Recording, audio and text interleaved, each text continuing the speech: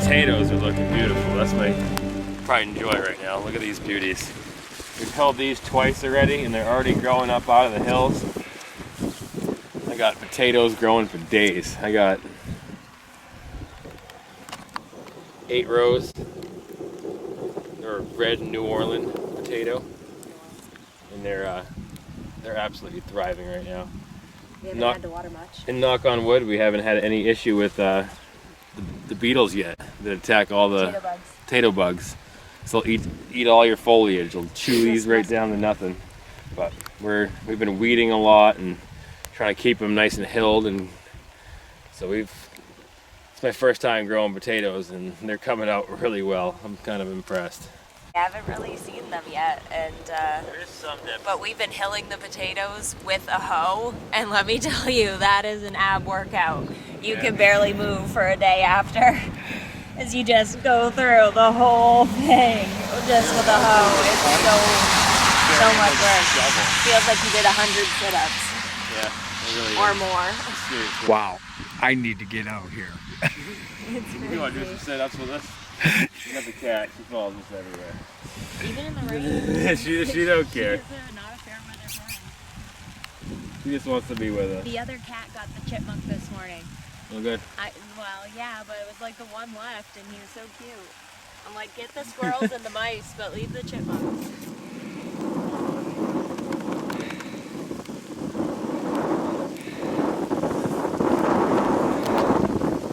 Doesn't even care. It's pouring. It's still pouring. Wow. It's actually easier to weed in the rain anyway, because the soil's a lot looser. But you get wet. You know, I was thinking that we covered this whole entire plant, I'd say a week ago.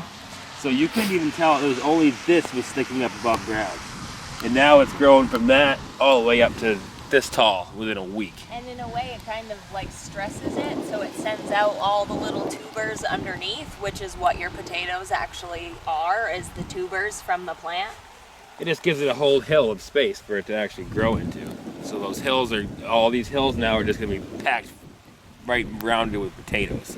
Instead of it growing into the ground and just having nowhere to go, now it's got this big huge hill, and that's what's gonna be just packed full of potatoes as we dig these things up. Yeah, they said you should get like between 2 and 5 pounds per foot if you keep them held. So that's quite a bit of potatoes when you imagine we've got what? 8 50-foot rows. 50-foot rows, and you say, just say maybe 3 pounds. Plus I got 5 more over there. Yeah, we haven't held those ones yet. We So should you probably figure do that 8 soon. plus 5, we got 13 rows. Each foot produces 5 pounds. That's a lot of potatoes. Yeah, that's the flower garden. That's gonna, like, this is what you call flower farming. And grow them like vegetables, and it's a flower farm, and she'll do weddings, bouquets, loads of stuff. She has about every kind of flower, and then more at her house in her little garden. She hasn't even finished planting yet. This gets put on the back burner. We have to weed it out, but we have a lot of flowers growing in here, a lot of perennials. Everything you see that's tall coming up out of here is some kind of perennial. And we kind of just took all the perennials that we have growing over there and brought our favorite ones out here that are native, that are more bee friendly and pollinator friendly.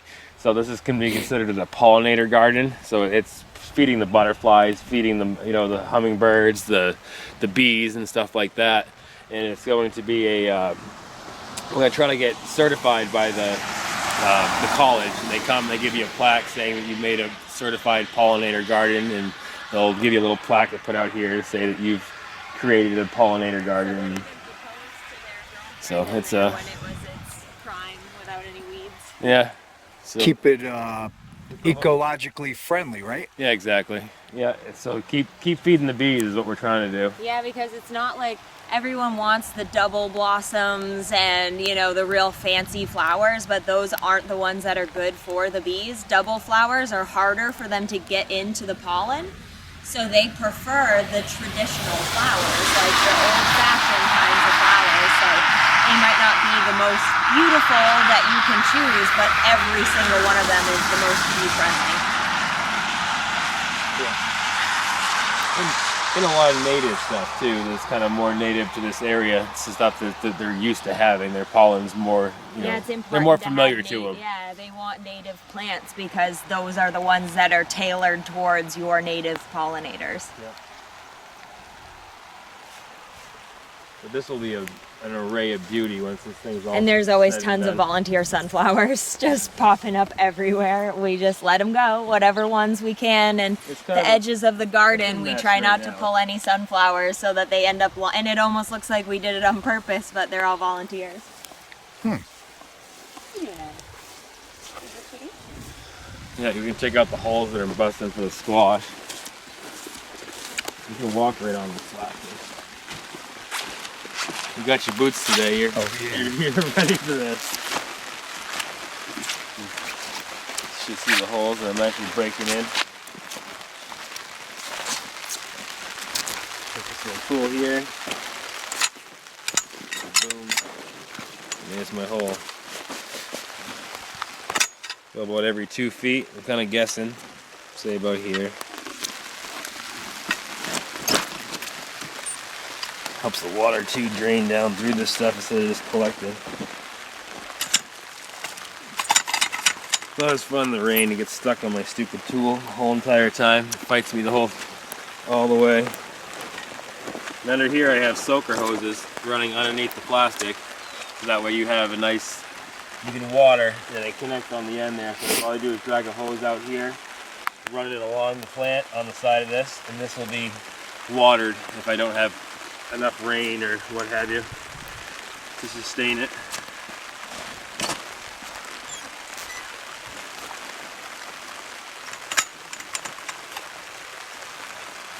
Then I have to go back through and take all these little stupid pieces of plastic out of there though. They have stuff that's actually biodegradable and this plastic isn't, so I have to pull this all up at the end of the year and throw it away. But now they have stuff that's like corn based, I think it is. And you can just leave it out there, till it right back into the ground, and you have no issue at all. It just breaks right down and turns into soil. That's my next move, because it's a little more expensive to do, but it's a real pain pulling this plastic up at the end of the year. Because it's got weeds growing through it on the sides, all this will grow in. I have to undo everything, unbury stuff, pull it all out of the ground. I got hundreds of feet of this plastic that I have to take up every single year. And it's a lot of work.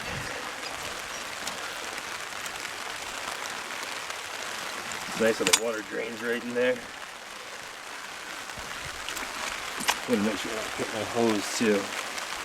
I've been known to break a hole right through my hose when I'm sitting out here doing my thing, and I'll be punching through and then I gotta try to rerun another hose all the way underneath this plastic. And I've cut a few of them. I haven't cut any this year yet. I'm bound to cut at least one. Works really good. This ball planter is definitely the way to go as far as planting goes. Makes a nice perfect hole. Boom. Put those all gummed up in this weather.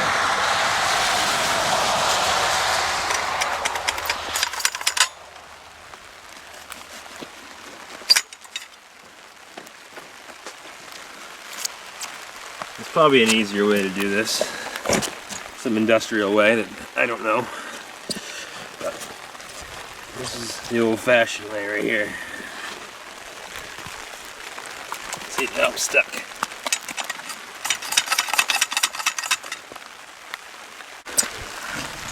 So you put your fertilizer in there? Yeah, I put ProGrow. It's an organic fertilizer, and then that will keep feeding the plant during its life in the ground. I can't put anything that's toxic or anything along them lines. So you could, it smells terrible, but you could eat it if you had to. It doesn't burn the plants. You can put it right on the roots and it won't burn your roots. A lot of fertilizers are like kind of toxic for your land, but this stuff is all natural, derived from like chicken manure and all sorts of other nasty stuff that smells high hell. It's the worst smell you've ever smelled in your life. But it feeds your plants really, really well. I don't know if I'm at, what do you think, that's 2 feet apart? Yeah. Yeah, close enough, right? Yeah. I'm usually out here with a ruler. I drive myself crazy trying to make it perfectly every 2 feet exactly. And sometimes when I'm in the rain, I'm not gonna sit out here and You're a garden artist. yeah, make this, I'm guessing at this point. 2 feet's 2 feet. Pretty big gap in between plants. When you see like something like your garlic is probably 6 inches apart, and you start doing something like this, you have to have 2 feet in between each plant and almost 6 feet on either side, because it's going to crawl so much that, like I said, this whole area, you won't even see that there's black plastic here. It'll be nothing but plant. It'll crawl right into the garlic. There'll be runners running down there. They'll run all the way through the grass line. All this stuff will just be packed full.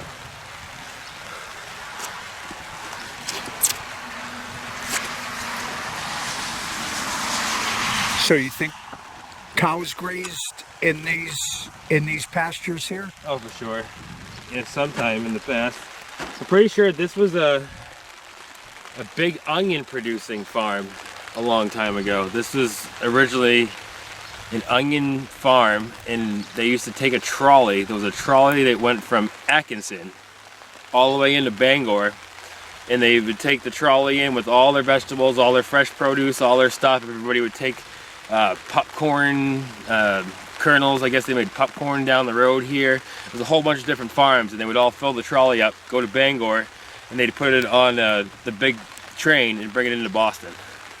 So all the produce here like went down to like different, then it spread through the whole entire country. Are there still trolley tracks? No, I don't know. I haven't seen any, but I know they used to run a trolley all the way through. Wow. Yeah, Atkinson, I guess, used to be like a huge, big deal as far as farming goes here in the state of Maine. It was one of the big hubs for farming all sorts of different stuff, but they everything used to go. They were going to actually try to connect a train track from Atkinson all the way into Bangor, so that way they could have their stuff just go directly in from. But they never ended up doing it. And then they would use a ship to... A ship or a train or a train, right. Wherever it's going. I'm not sure how far the actual stuff went to, but I know that, you know, this stuff was feeding Boston, feeding the major cities down that area. A lot of stuff was growing right here in Corinna, Corinth, Bradford. This whole entire area was nothing but farmland, which it kind of still is, but it was on a bigger scale than it is now. People worked the land, and so all that stuff was like their livelihood. And that's what they sold, their vegetables, sold their whatever they have, and brought it into major cities, sold it off to who knows who, dealers or what have you, I guess. And so this was a big production area for this type of stuff. It's always been farmland, so you can imagine this is probably an onion patch hundreds of years ago, you know, and back when this place was first established. This field was here, and people were farming it. And they probably use cow manure. Cow manure they used for fertilizing. Oh yeah, for sure. And if not, you know, cow manure, horse manure, pig manure, chicken manure, whatever they had for fertilizer, whatever kind of animals they had, they would take it, they would till it into the ground with their horses and oxen and whatever they used, and create new regenerative soil. So the soil here is actually pretty good. You know, this is like dark loam coming right out of the ground. It's kind of a nice, high quality soil right from the get-go. It's not, you know, your normal clayey kind of terrible soil. This is like good top loam. It's nice and dark and brown, and it's pretty much ready to grow stuff in without even fertilizer at this point. See, no gravel.